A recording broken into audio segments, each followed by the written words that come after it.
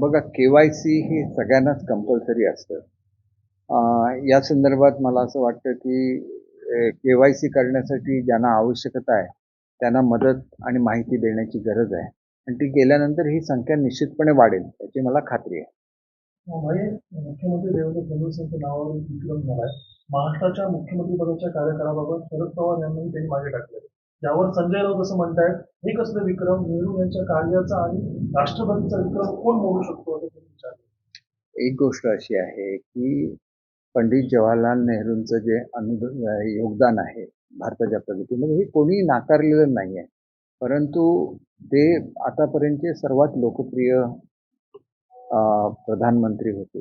परंतु त्यांचा सुद्धा विक्रम शेवटी मोदींच्या नावाने आला जातात आणि त्यांच्यापेक्षा जास्त काळ मोदी साहेबांनी हे केलं. जगभरामध्ये आज जे संबंध मोदी साहेबांनी एस्टॅब्लिश केले ते सुद्धा एक रेकॉर्डच आहे. त्याच्यामुळे प्रत्येकजण आपल्या परीने काम करत असतात, आपल्या परीने विक्रम करत असतात. तसंच फडणवीस साहेबांनी सर्वाधिक काळ मुख्यमंत्री बनण्याचा जो एक विक्रम प्रस्थापित केलेला आहे तो कौतुकास्पद आहे आणि त्यांच्या काळामध्ये महाराष्ट्रातलं जे इन्फ्रास्ट्रक्चर आहे हे ज्या प्रमाणामध्ये विकसित झालं, कुठल्याही मुख्यमंत्र्यांच्या काळामध्ये एवढी कामं ही महाराष्ट्राचं मूलभूत सुविधा विकसित करण्याच्या संदर्भात झालेली नव्हतं, ही वस्तुस्थिती आहे. माजी खासदार विनायक राऊत यांची टीका होते त्यांच्यावर, त्यांच्या सुनबाईंनी आपण अघोरी कृत्य वगैरे केल्याचं तक्रार दाखल केली आहे ठाण्यामध्ये. त्यानंतर काल सावंतवाडीतनं एका बाबाला पोलिसांनी ताब्यात घेतलं, पुण्यामधून ताब्यात घेतलं. एक गोष्ट अशी आहे की ज्यावेळेला एखादी महिला तक्रार करते त्याला त्याला न्याय मिळायलाच लागतो आणि न्याय देणं हे काम पोलीस यंत्रणेचं आहे. तर पोलीस यंत्रणा सक्षमपणे काम करेल याची मला खात्री आहे. परंतु ह्या घरगुती बाबी असतात तर त्याची सुद्धा कितपत जाहीरपणे चर्चा व्हावी हा सुद्धा एक महत्त्वाचा मुद्दा आहे. तर या संदर्भात त्यांना न्याय मिळणं हे माझ्या दृष्टीने सर्वाधिक महत्त्वाचं आहे आणि त्याच्यामुळे त्याच्यावर काही कॉमेंट करणं हे मी योग्य समजत नाही.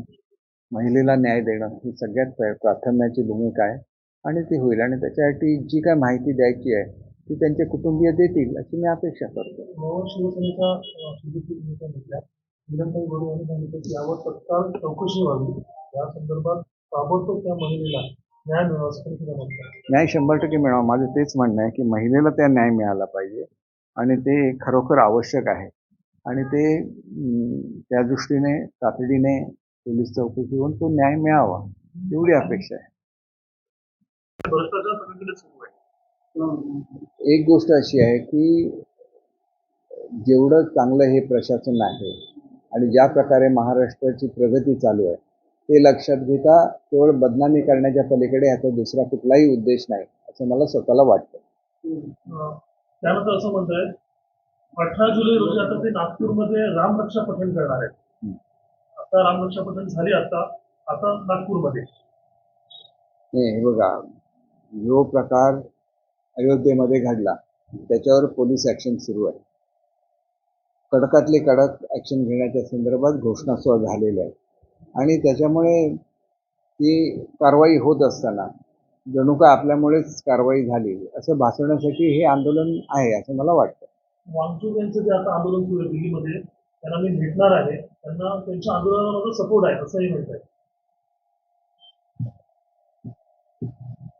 बघा, आज असं आहे की ज्या पद्धतीने लोक आज उभाठाला सोडून जात आहेत त्या पार्श्वभूमीवर काहीतरी करण्याचा ते प्रयत्न करत आहेत आणि या प्रयत्नामुळे फार काही होईल असं मला वाटत नाही. त्याच्याऐवजी इतर ठिकाणी फिरत राहण्यापेक्षा त्यांनी जर आपल्या आमदारांना भेटलं, खासदारांना भेटलं तर ते अधिक संयुक्तिक ठरेल आणि त्याच्यामुळे शिवसेना मग आणि उभाटा अधिक तुटणार नाही असं मला वाटतं.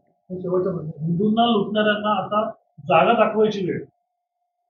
हिंदूंना कोणीही लुटत नाही आहे. हिंदू आज संघटित झालेले आहेत.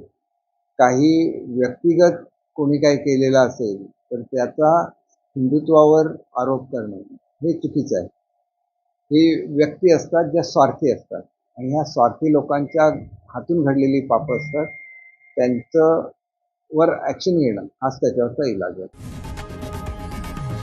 लोकशाही मराठी ऐका, पहा, जागरूक रहा.